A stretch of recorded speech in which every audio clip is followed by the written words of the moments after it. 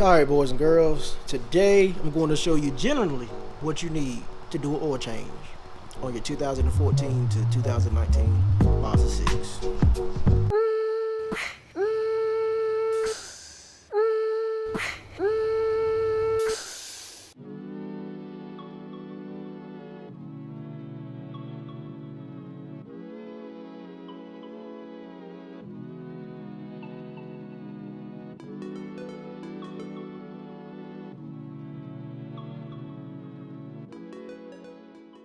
I have pretty much what you need.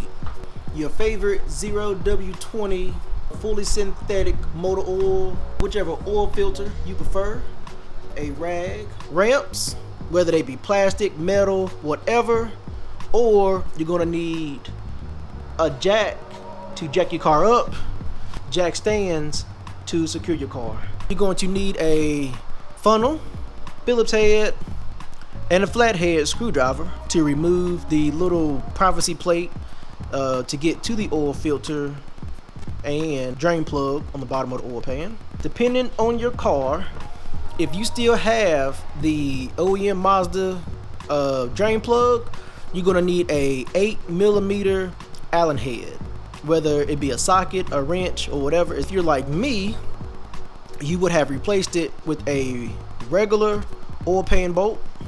These are much more preferred and less prone to stripping. You will also need a new crush washer, because after about 1 or 2 uses, these crush washers will start to leak. And I think you can buy a box of these crush washers, like 25 of them. It'll be a link below to Amazon for the crush washers. I have a Fumoto drain valve. Now the one I have is already installed on the car, but how this works basically is toolless. You remove that right here, you can't see through it. You have a little valve here, and you basically lift this valve up, get forward, and then it opens, and then your oil drains out. And then when you're done, you take this valve, you push it back, it's locked in and it's closed, and then that's it. You don't have to remove a bolt or take a bolt out. You may need some assistance with some wood blocks, because your front lip will hit as you're going on, as my MV tuning front splitter hits. And this is pretty much what you need to do an oil change on probably any car, to be honest with you. In the description below, I will have links to lower profile, low car friendly ramps that I'm probably going to buy in the near future. So I'm getting tired of playing with these wood blocks. Oh, aren't you on bags? I am on bags, but even with the front aired all the way up, it still scrapes to get on ramps. This is basically what you need to do an oil change on just about anything. So with that being said, let's get this bad boy started.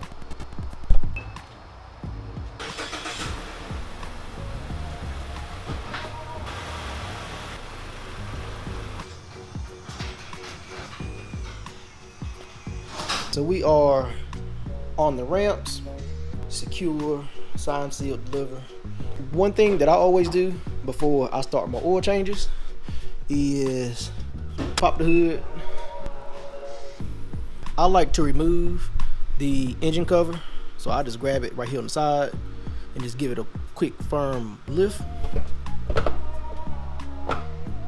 The second thing I do is I go ahead and take the oil fill cap, and I wipe the oil fill cap down, and I put it on the hood latch.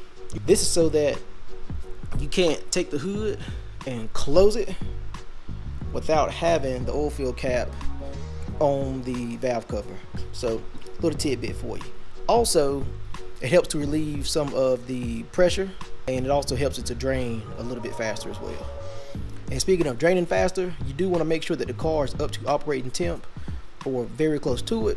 Also a good time to verify the miles that are on this oil change is 154,914 miles. Let's get under the car. We're going to drag our oil pan under the car and we're going to move the cap.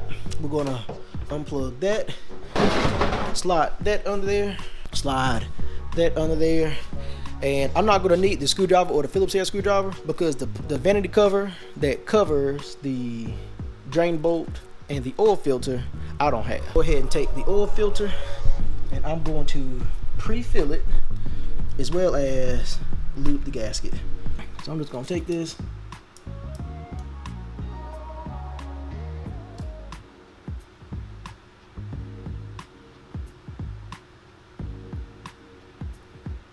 Pre-filling the oil filter is supposed to help the engine on the first start, to help it not starve of oil, since it doesn't have to wait for it to fill up with oil. It's already filled with oil.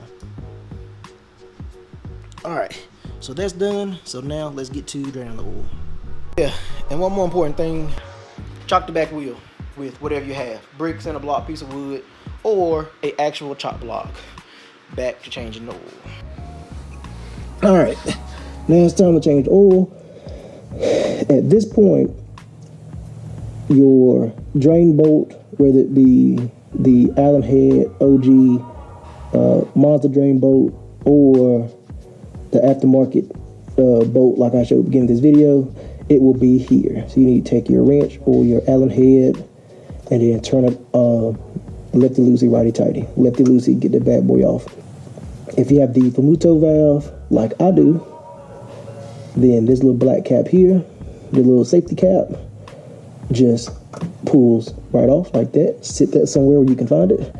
And then the valve is on this side, and it's going to lift back and down. And make sure that your oil pan is in good proximity so it will actually catch the oil. And then you will see the oil start to drain. Alright, and I think that's going to be the end of it. Alright, so just wipe that off. Take your clip and put that back on. So next we are going to take off the old oil filter. Now some residual oil may come out of the oil filter since it is a bottom feeding oil filter. So just be careful on that.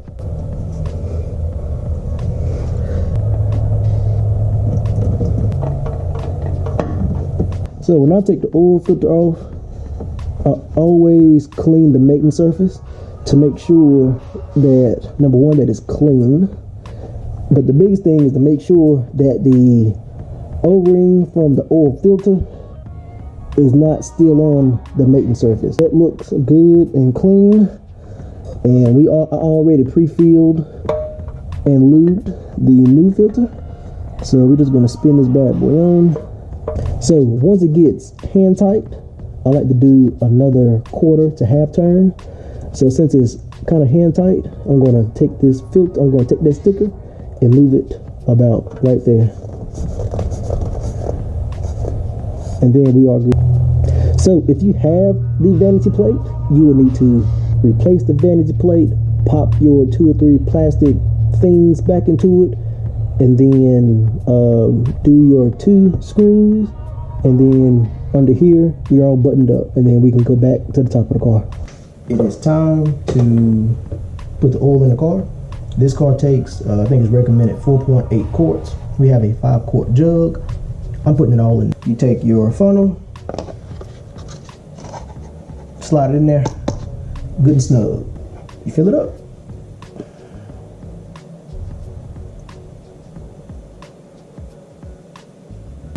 I pay for 5 quarts. I'm going to use 5 quarts. You took out your oil. You replaced your oil. Remember to grab your oil fill cap off of the hood latch.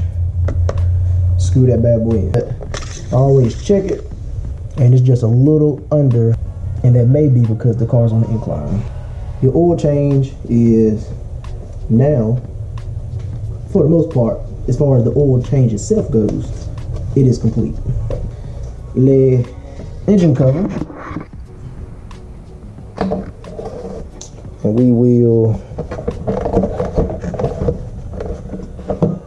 get everything lined up and make sure all 4 points are snapped in place. And then we are ready to start the car, and make sure that the oil pressure light does not come on, since we do not have a oil pressure gauge. And make sure we don't have the oil check light come on.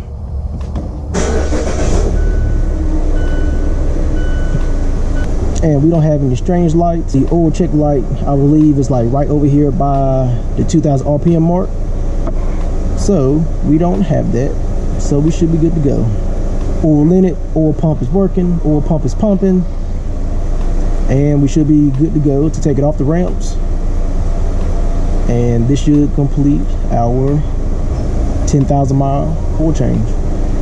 So boys and girls, that's all that we have for today's oil change. I hope this has helped you. If it has, give it a like. If you're new, give me a subscribe. Other than that, I'll see you guys next Friday. Peace.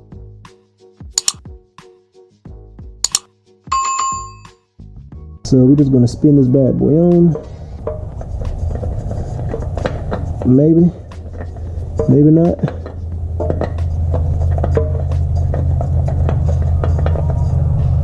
Hell.